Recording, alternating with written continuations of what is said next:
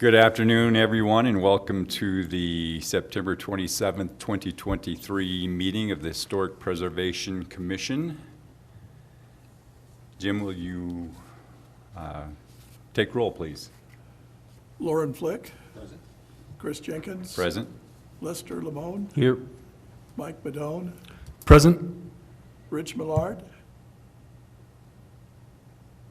Rich, are you there? Says he's here, but He may have his mic off. Jim Nelson, here. Mildred Wintz. Here.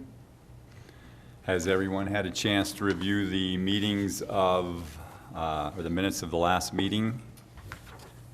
And do we have a motion to approve the April 26th meeting motion, or minutes?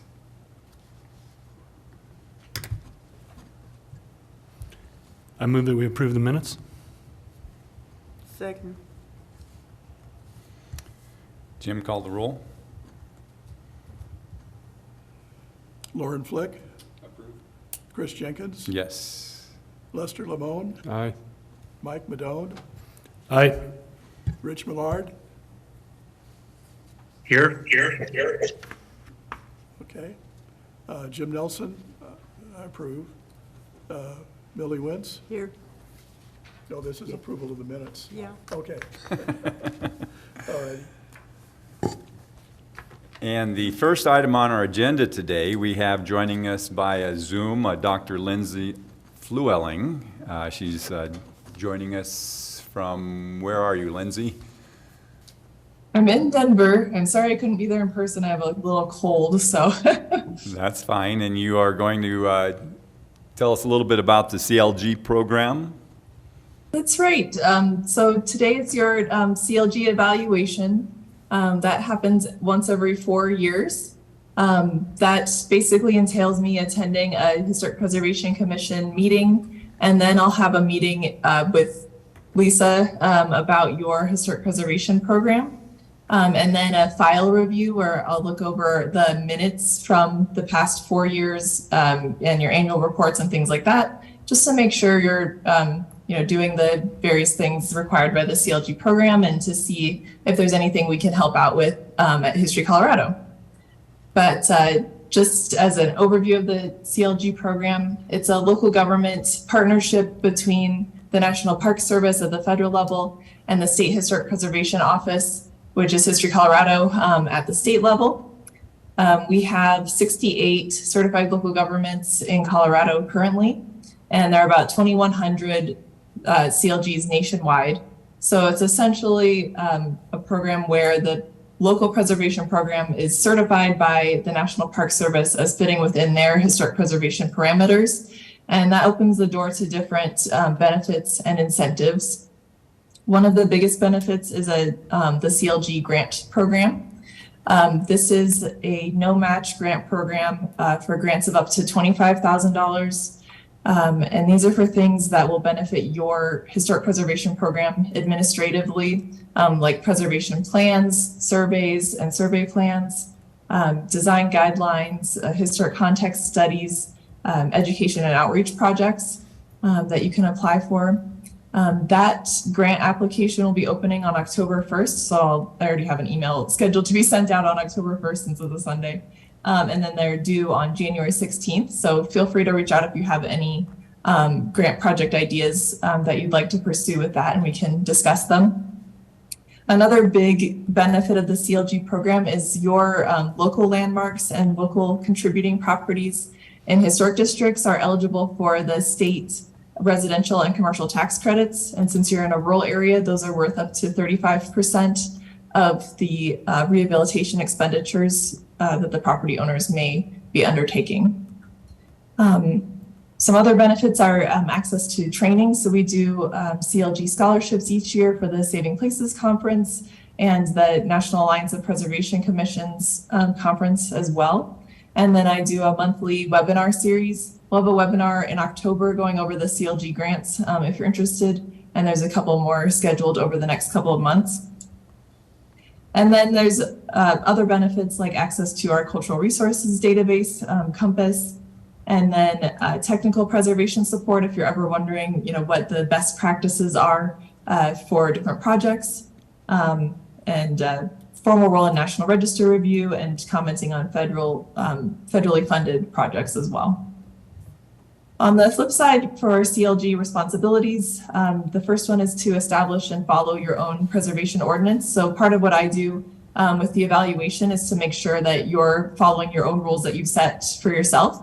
So it's really important that you know your own ordinance. Establish and maintain a commission. So your commission needs to have at least 5 members and it meet at least 4 times a year. Send meeting minutes over to our office, and I review those meeting minutes. Provide for adequate public participation, so making sure that your meetings are posted in compliance with open meetings laws, that you have time for public comment during your meetings, and if you undertake any preservation planning or survey projects, making sure to have some kind of public input as part of those projects. And then one person on your Historic Preservation Commission needs to attend a State Historic Preservation Office approved training each year. That can be anything from like going to a conference or doing a webinar or coming to any local training that might be set up. And then finally submitting an annual report. Those forms went out at the beginning of September and they're due on November 1st. So that's the basic overview of CLG benefits and responsibilities. And I'm here to act as a resource for you guys if any questions ever come up. And yeah, just please let me know if there's anything I can do that would be helpful for you. We certainly appreciate you joining us today. Do we have any questions from anybody on the commission for Dr. Flewelling? I do know that we were going to discuss a sub-grant discussion concerning a resurvey of the downtown historic district. Lisa, have you already spoken with Dr. Flewelling about this? No, not yet. That's what this discussion was going to be about, was whether or not you would like to see us pursue that for this grant round. Since we are 20 years out since the last survey of the historic downtown district, there is that potential for resurveying that district to possibly look at other properties within that border that might be now contributing. I had a slideshow. Hopefully that will, if we moved into our next. Do you want to include that with topic? our discussion with Dr. Oh. Flewelling? I think that would be appropriate. I think she's- that's, if that's okay with you, Dr. Flewelling, would that be all right with you to go into this discussion now? Yeah, that sounds great. Okay. So currently, the survey of downtown was done in 2004, 2005. What you see on the screen within the dotted red line was the current border for the downtown historic district. All the orange colored properties are the contributing buildings to the historic downtown. All the blue ones are non-contributing. And since then, since 2004, 2005, there are potential for other properties within that limit, the border, that could now qualify to be a contributing building. Case in point, the Fremont County National Bank building, which was built in 1921. When that survey was done, initially, it was not a contributing building to the downtown. Another possibility is 619 Main. At the time the survey was done in 2005, it had a corrugated metal panel over the top that has since been removed. It looks more like it did in I want to say that photo was taken in probably 1940s, I believe. It was built in 1906, 1908. So now that one could possibly be a contributing building. The other possibility too are newer buildings. So the primary focus of the survey done in 2004, 2005 had looked at buildings before World War, built way before World War II. The Skyline Theater, it was listed as a non-contributing building. However, it was remodeled in the 1930s and by 1948. It looks very similar to that photo in the top. The sign is still there. So if we add a secondary look at our downtown to focus on buildings that were built or remodeled in the 1930s and into the 1960s, there might be a couple other possibilities that we could add to. The First Federal Loan Building at 630 Main.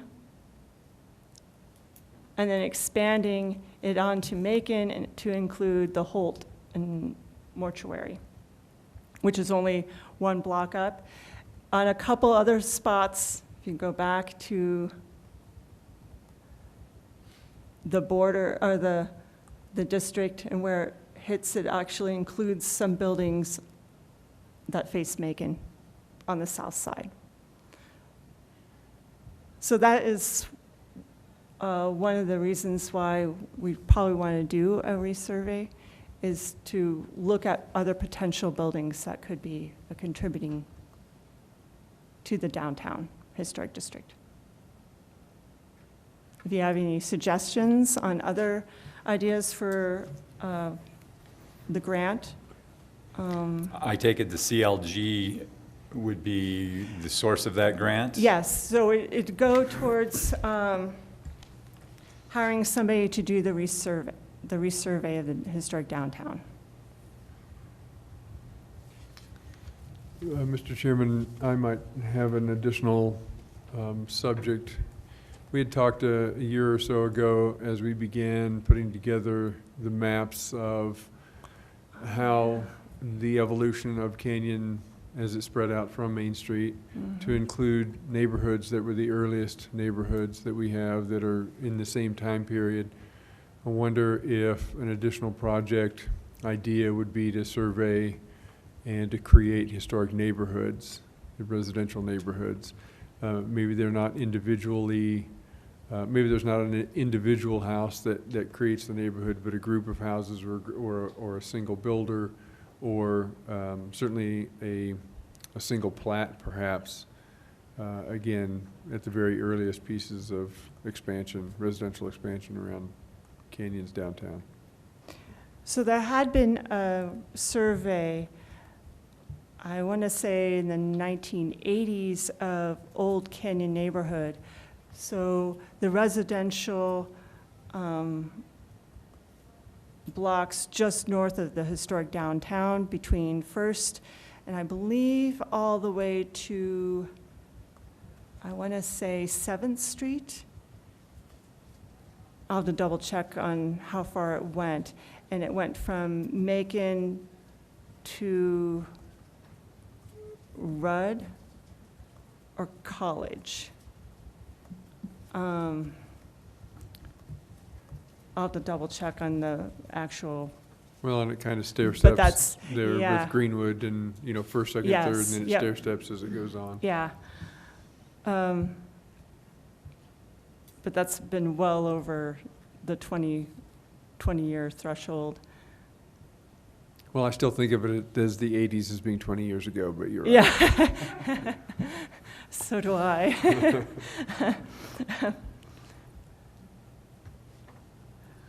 So if you think that that would be of more benefit, we can certainly do that versus I throw it downtown. out as a potential project. I Yeah. think, again, it goes in with our mapping Mhm. initiative that we've started.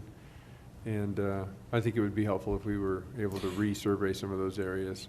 The other one that was done was South Canyon neighborhood. Right. And about the same time, in the 1980s, and that might have been older when that was done.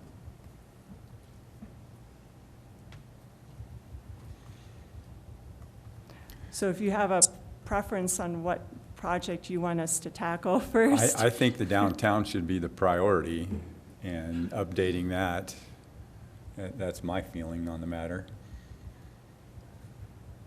I certainly think that, that the surrounding neighborhoods are important as well, and if it's a possibility of doing them both, then I think we all obviously have to work within our time constraints and staffing availability, but I think we focus on downtown, and if we can incorporate some of the early surrounding neighborhoods, that would be fantastic as well. But I think staff is going to have to probably make a determination, number one, if we can apply for the grant, number two, if we can get the grant, how best to apply those funds. I think if we tried to do both, that might be too much to handle for one project. So it'd probably be either the downtown or a neighborhood. And we just have to decide on which neighborhood, roughly the parameters that we'd want to survey. So the question I would have would be, obviously, we've spent time on our downtown, and this would be a touch-up of where we were since our last one. But if we are talking about residential surveys that are 40 years old now, then perhaps trying to even the amount of information might be beneficial. Just a thought. I think they're both beneficial, but I think, as you mentioned, we've got to focus on one at any one time. I think, Dr. Flewelling, maybe you can give us a little feedback on what you feel would be an appropriate approach to tackling these two, I think, very important surveys. Yeah, they both sound really great, and I love the photos of the resources that could be now contributing. I would think cost-wise, you'll have to split it up into different neighborhoods like you've been talking about. Normally, if you do an intensive level survey, it's been about $1,000 per form. And I would expect around $300 a form if you're doing reconnaissance level. So if you're looking at redoing the downtown area, you would maybe do a reconnaissance level survey on the ones that are already contributing, and then intensive level survey to get more information on properties that are either non-contributing or weren't looked at previously. So that can kind of guide how many properties you're looking for to get forms. Another method would be if you do a residential neighborhood, do like 80 reconnaissance level forms and then maybe 10 intensive level forms of properties that you feel like are particularly important or might have like really interesting histories. I would also look at where you feel like there's the most pressure for development or demolition or change, to help guide what's important to get information on now. Another thing you could consider doing is a survey plan. These are documents that help to prioritize different neighborhoods and areas, and even like selective thematic surveys within the town. And they would also include historic context of different eras to help you determine, what the most important priorities are. So that's something we could also fund through the CLG grant program. I think that's all very good information. Anyone else have any questions or comments? Mr. Chairman, there's a third category I'd just like to raise. Am I not on? Yeah, push your button. Mr. Chairman, there's a third category I'd like to raise. I'm being new to the commission. Maybe this is not within our scope, or maybe it's been done a long time ago. But as a newcomer to town and a newcomer to this commission, One of the things I find fascinating about Canyon City, and very historic, and probably the most historic thing, are the irrigation ditches. Is it within the purview of this commission, and are there grants given to looking at non-structural and non-building, non-architectural things you'd like to preserve for a community? Lisa? Yeah, there is. I mean, we've done a lot of research, and we do have a lot of sources at the museum in regards to the ditches. In terms of actually surveying them, that's never been done for like a historic listing.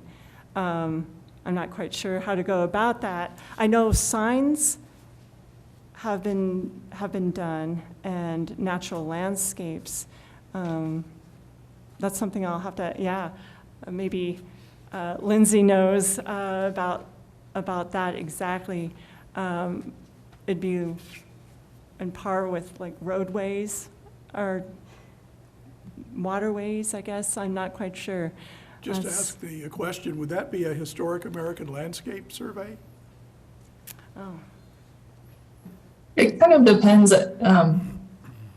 So yeah, you can definitely survey irrigation ditches. Of course, they're, man-made additions to the landscape. And I was just in Castle Rock, and they were actually landmarking some water structures created by the CCC in the 1930s. So they were able to get a consultant to do a survey of those structures. So I feel like it's very similar. You would just be doing a survey of the actual irrigation ditches or man-made structures in place. And as far as preserving them, is there anything that would be of value to this town to actually preserve those ditches? I don't know what level we rise to when we start preserving things, but in addition to just surveying them, to preserve them.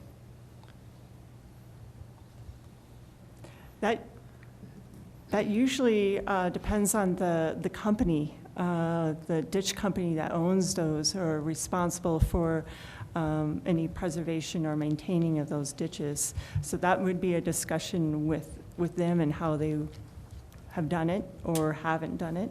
Okay. And there's quite a few. Yes, there are. So, yeah, that would be something that we would probably want to talk to them about and see how about they. Okay. how they go Well, would this about it. be an issue worthy of a discussion at some other meeting? I think that we addressed that in our meeting prior, that might be a good topic that you could have one of your. Public outreach. public Yeah, outreach and a and- presentation.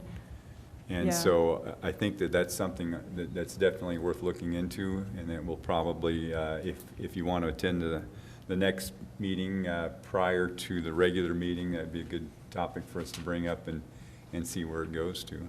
So at this meeting, what would happen? You bring up the topic, and what would, if there's not any public interest, what would happen there? Well, I guess that's our first start, and we got to see what the public interest Okay. is, and then we can see exactly what, I think what we as a commission would want to dedicate the time to that Okay. particular topic. And these are privately owned things many times, so I don't know if you Yes. need to notify the board of directors of these companies, or how that would procedurally happen. Yeah, I think we can address that probably in our next month meeting prior to the regular meeting. All right, thank you. Dr. Flewelling, anything else you would like to add? And we've only been, Yeah. Go ahead, I'm sorry. I guess as far as survey goes, kind of like what's already been touched upon, it's great to think of some of your more recent resources. We just had an auto tourism resource survey for Cortez, and I'm sure I haven't been to Canyon City since I started this job, so it's hard to think of exactly what the different historic resources look like in context of survey and things like that. But these different eras of history and sort of layers of history are really important to consider. And just because something's slightly newer doesn't make it less important. Anything else you would like to ask or add, Lisa?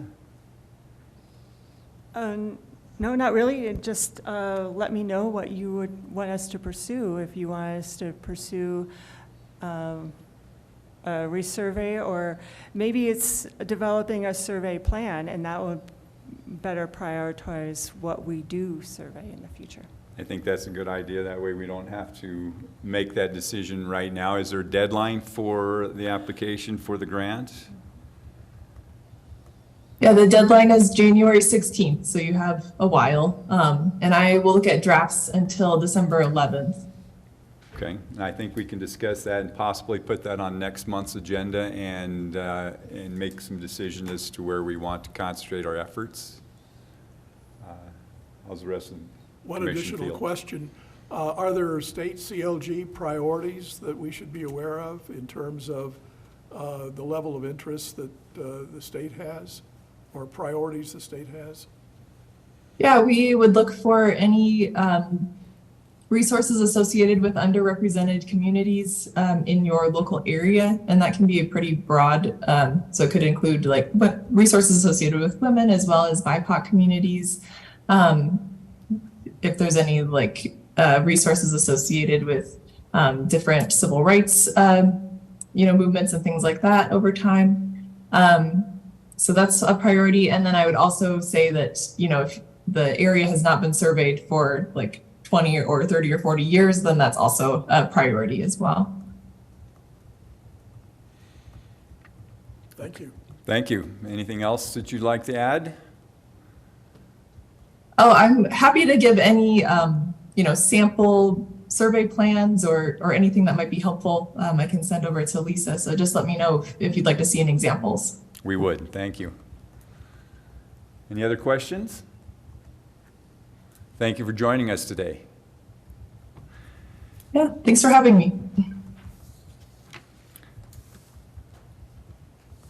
Okay, I think we're going to move on. I don't think there's any decisions that we're going to make at this point, but we're going to move on to number 6 on our agenda. Jim attended the Saving Places on the Road and went down to La Junta. Was it last month? Yeah. You want to spend a few minutes and let us know what you learned? Okay, I sent around a report, so if anyone has a question, I won't go into that in a lot of detail. While we have Dr. Flewelling with us, there was an interesting discussion about the La Junta Downtown CLG survey. And the study documented La Junta's eligibility for designation, and a number of themes were identified. In the discussion after the presentation, there was a discussion about architectural integrity. And it was suggested that in designation evaluations, the whole thing can be broadened somewhat by bringing historical importance more to the fore and balancing that with the architectural or structural standards. In other words, it gives you a little more flexibility when you're considering designation if you're looking at historical importance as well as the architectural or structural standard. Dr. Flewelling, is that something that is of interest to the state CLG and History Colorado? Is that a practical consideration to think about as we consider designations? Yeah, definitely. I think that La Junta survey is excellent. That was a CLG grant a couple of years ago, and we actually gave them an award for how great it was, which is really rare for a survey project. So that's a good example to look at. But in La Junta and a lot of downtowns throughout the state, there were mid-century modifications to buildings that were constructed around 1900. So you have those, like the photo that Lisa was showing with the shingle additions or metal slip covers and things like that, or window changes to the storefronts. And depending on your period of significance, it can be okay to include those changes as part of your district.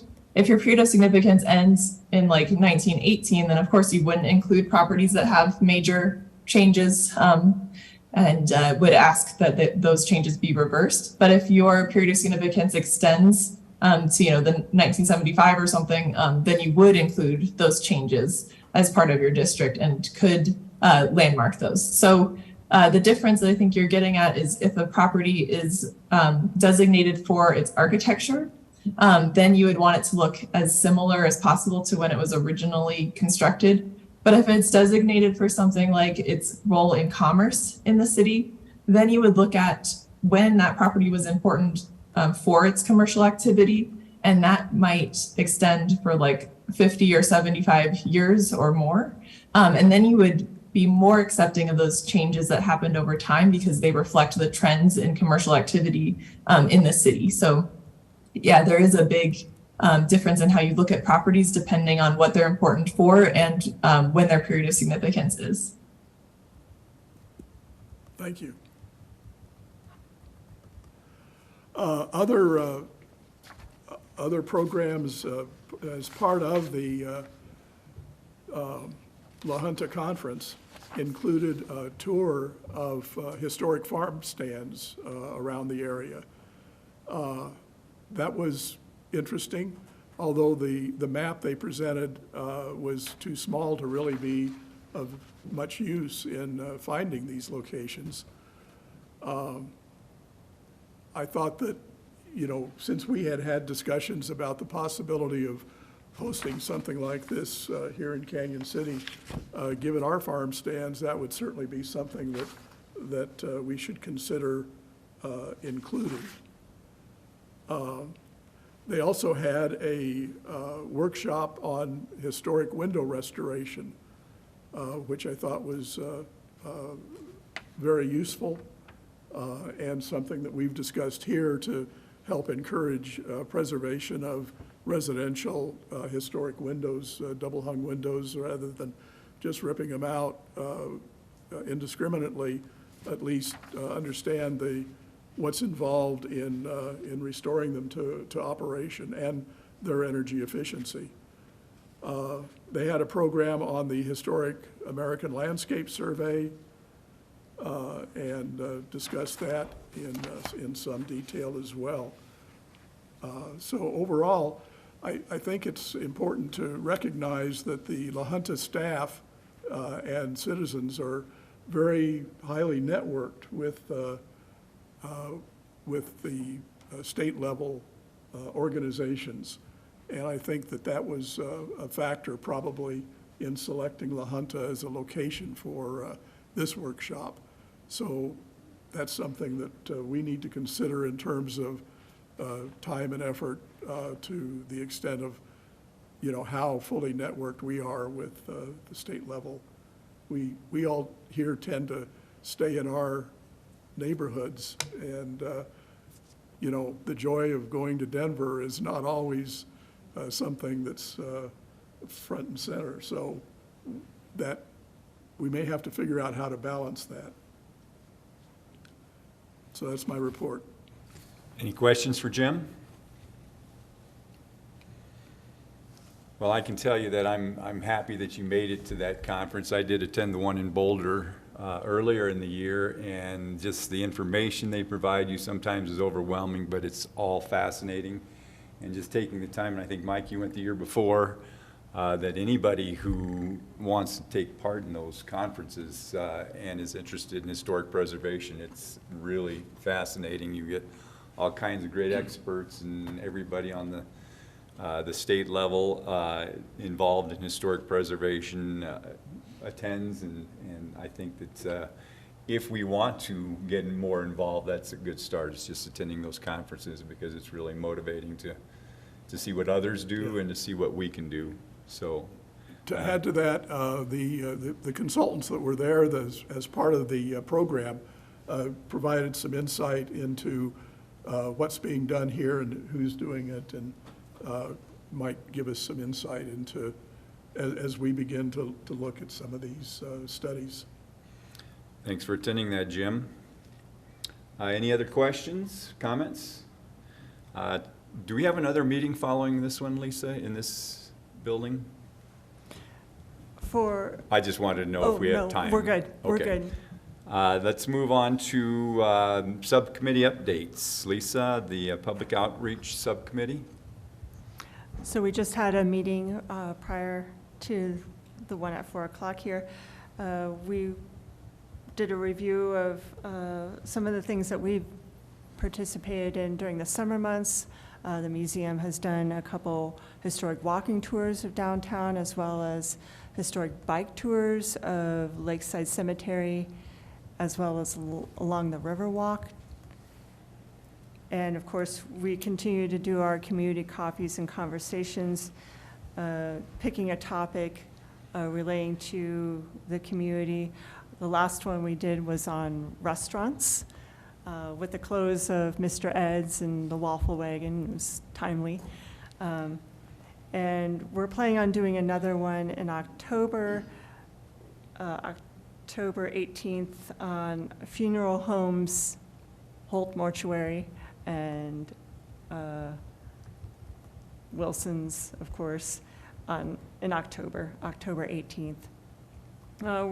Looking ahead into next year, we discussed doing a window repair workshop, hopefully getting some presenters lined up to do an actual workshop at the museum, and looking at the museum's windows too, either the winter or spring.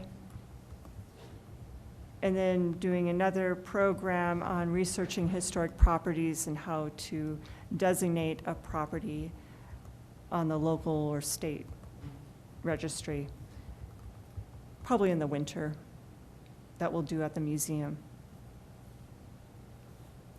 And another person brought up doing business after hours at the museum, with historic preservation being the focus through the Chamber of Commerce. So we'll look into getting permission to do that. And that's the Public Outreach Committee. Historic context was some additional items.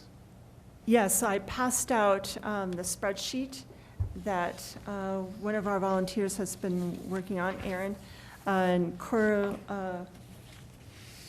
looking at all the plats that we have within the museum, and developing that interactive map eventually to see how Canyon City has grown over the decades. It's quite the process. It is huge. Kudos to Aaron for all his hard work on putting this together. And there's some that we're coming across that were never done. They got onto paper and never finalized, never built. So determining that has been, quite the job. So we're still working on that. We haven't put that project to bed yet. That's ongoing for sure.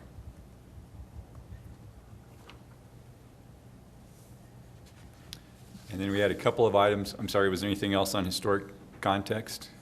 I had a couple items that were up for review since the last meeting. However, we didn't put them on the agenda, but I think if you could just update us on those. Yeah, so we did receive 2 applications for certificates of alteration that we had the review committee look over and determine that the projects that were part of the application, the work that was going to be done, didn't warrant a formal hearing, a public hearing. One was for repair of some windows at 520 Main Street, the Felter block.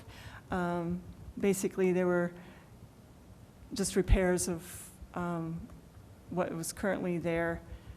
They had water leaks, water coming in. And the other one was for 1020 Park Avenue, the South Canyon High School.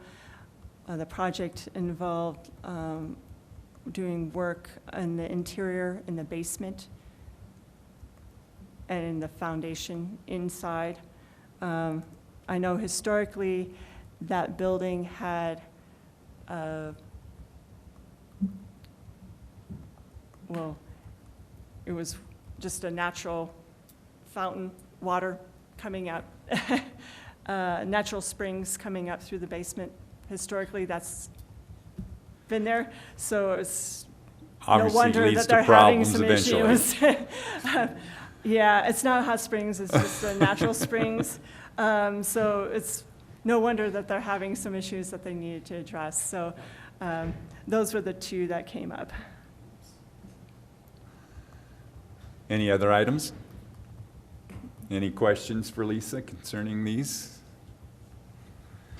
If not, then do we have some announcements for upcoming webinars and training opportunities?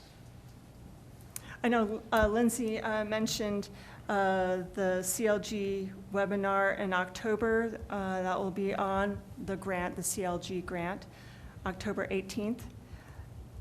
The one in November probably doesn't really pertain to this group. It's relating to the database for Compass. And then December is the webinar on historic context.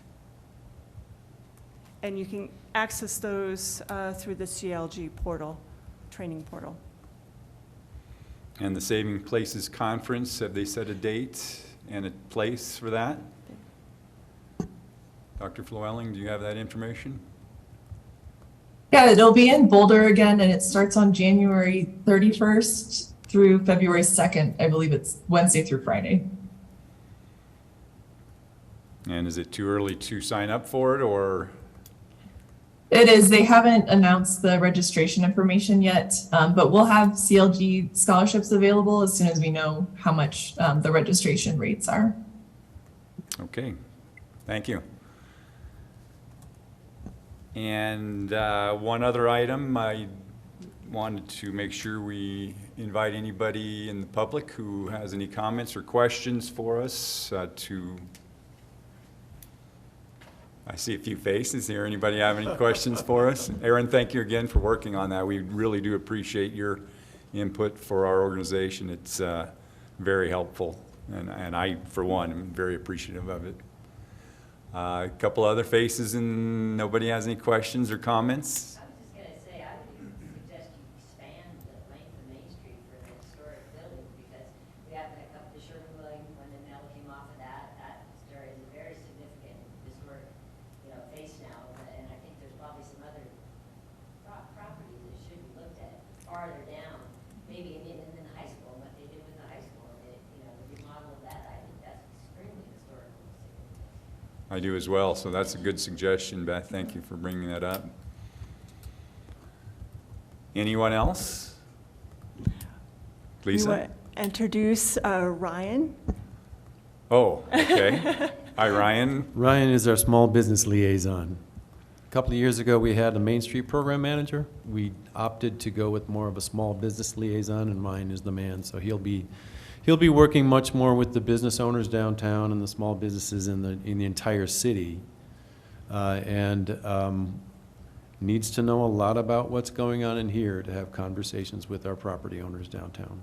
And we're going to also be mapping out in a GIS map our downtown businesses, or buildings, I should say, and somewhat trying to right-size those with the types of businesses that should be there, whether they need updates to fire suppression systems, ADA compliance, that sort of a thing, to help us determine what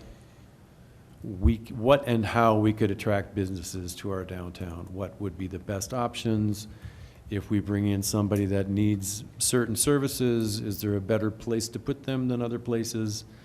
Gives us a good handle for what we have downtown and what we can do with our downtown businesses, or buildings, excuse me. So that's what he's going to be working on largely. Welcome. Thank you. Thank you, Rick, for everything you're doing for the city as well. Well, thank you. Appreciate that. And Lisa, you have more. I have one more thing. We are partnering with the Greenwood Cemetery Committee to do a Greenwood Cemetery tour October 14th at 5 p.m. Put that on your calendar. And with that, any other public input or any questions or comments from the commission? Well, if not, then this will be the end of our meeting. We will have our next regular meeting on October 25th at 4 p.m. Are we going to have a public outreach subcommittee meetings prior to that next month, or are you going to let us know? I can let you know, yes. Okay. All right. Thank you.